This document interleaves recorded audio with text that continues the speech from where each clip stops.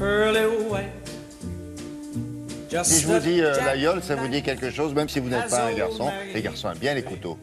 Mais les filles aussi. Oui. Pour la cuisine et... Oui, tout ça. Ah, t'as vu la différence. Et donc là, il y a un designer qui s'est intéressé à ça. Il a bien fait. C'est pas le premier.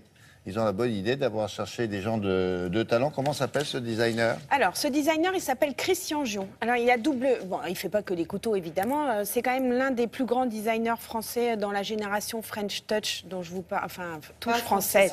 Touche française dont je vous parle depuis il a quoi, des années. 35, 40 ans? Ah non, non, il a un peu plus, hein, quand même. Ouais, c'est... Oui, c'est la génération mi-Stark, voilà.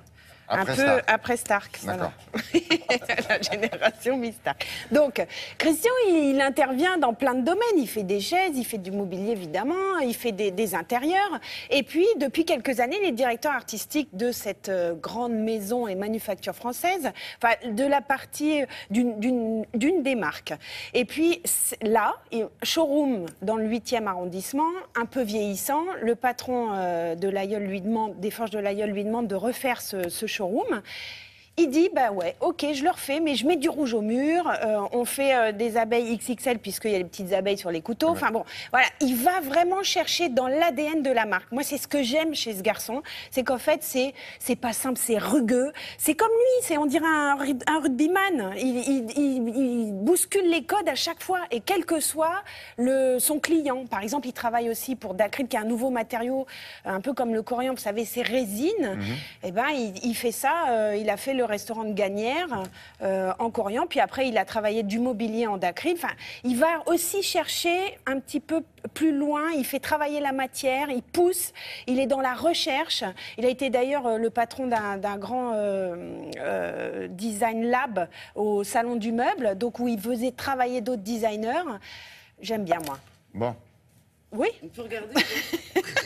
Le demi-star. Bah non, j'y vais, ça y est. Vos deux copines se disent, bon, ça vient. Bon, bah, ça y est, j'y vais.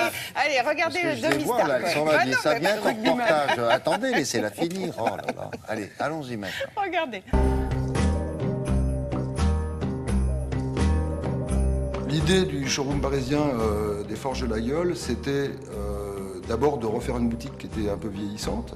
Et en fait, assez naturellement, j'avais pensé à du rouge parce que c'est à la fois la couleur de la viande, c'est à la fois comme ça la couleur de la passion. Enfin, je trouve qu'il y a quelque chose de très très fort autour de cette couleur.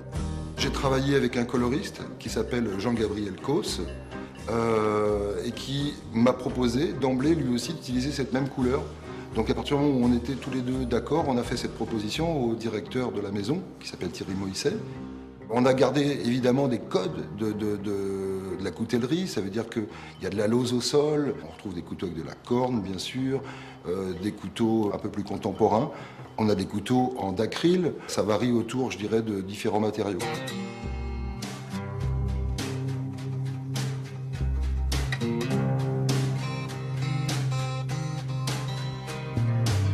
L'idée, c'était aussi de retrouver justement des éléments comme ça, un peu caractéristiques de ces couteaux, mais aussi des accessoires, tire-bouchons et autres, et qu'on allait pouvoir les magnifier ou les sacraliser en les mettant sous cloche.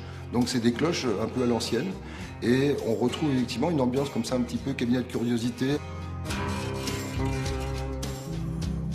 Dans ce décor tout rouge, on avait aussi envie je dirais, d'imposer une image. Et Jean-Gabriel a eu cette très bonne idée de dire, et si on mettait une abeille en macro, abeille qu'on retrouve sur les couteaux, des espèces de bêtes venues d'au-delà, et voilà, qui servent un petit peu le propos aussi, et qui viennent animer les murs. Mon métier de designer m'amène plutôt à travailler sur des choses innovantes, et en même temps, je considère être un designer réactionnaire. Je m'explique, c'est-à-dire que je pense qu'il ne faut pas chercher la modernité à tout prix. Et je tente de m'inscrire et de résister, je dirais, avec mes racines. Ça veut dire que je pense qu'il est urgent de revenir aux sources, de s'intéresser de plus en plus à l'humain. Je sais, ça paraît facile à dire, mais je le fais chaque jour, c'est une vraie volonté. Vous disiez tout à l'heure, il met en avant nos savoir-faire Oui. en quoi lesquels en particulier? Ceux de la coutellerie notamment, enfin, ou à chaque fois, par exemple, quand il travaille avec un porcelainier pour des vases, c'est pareil. Il va vraiment dans l'atelier, il scolte aussi au savoir-faire, il teste lui-même.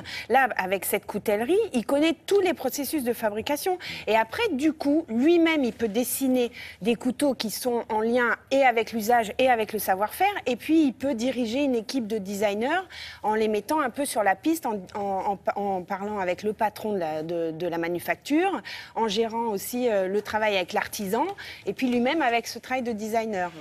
Ah, question? Est-ce que ça passe au lave-vaisselle?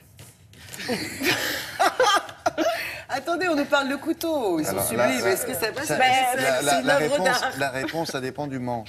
C'est pas ça, tellement de la lame. voilà. Parce Si qu'il vous y avez en un a... manche, mais là, ils sont costauds. Hein.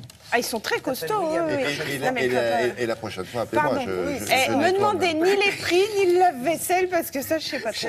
Alors combien c'est? Oui. Ouais, je vous fais une petite vaisselle rapide. Hein. L'abeille qui est dessus, pour ceux qui ne savent pas, c'est la marque de la Oui. maison. Hein. Ouais.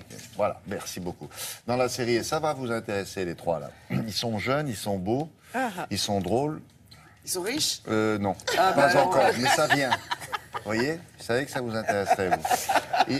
Et Laura du Web va vous voulais dire vous parler d'une la start-up. suite. Génial, on en a parlé au tout début dans Télématin, ça s'appelle Brocante Lab, il y avait encore que quelques annonces. Aujourd'hui, il y a des milliers d'annonces sur ce site qui parlent de design, de décoration, où le but c'est d'inviter à la fois les professionnels, c'est-à-dire les brocanteurs, les antiquaires, mais aussi les particuliers, à vendre des objets, des chaises, des tables. Il y a même tout un dossier cuisine, vous parliez de couteaux, pour refaire votre cuisine, mettre un petit buffet vintage, vous prendre regardez un petit presse-agrumes vintage, c'est sympa dans une cuisine. Enfin, ils vous donnent plein d'idées. C'est franchement très abordable et toutes les annonces sont sélectionnées. C'est-à-dire que c'est pas à la différence d'un site comme Le Bon Coin où on poste tout et n'importe quoi. Là, toutes les annonces sont passées au crible avant. Si elles sont intéressantes, elles sont acceptées et mises en ligne sur le site. Et puisque on disait ils sont beaux, ils sont jeunes, attention, ce ne sont pas que des garçons puisque c'est un couple, c'est eux. Voilà. Ah oui. Voilà. Et ils sont mignons. plein de talent. Ils Donc sont on les mignons. suit, ça fait Ils partie de mes sont coups de cœur. mimi en plus, regardez. Merci beaucoup. On termine.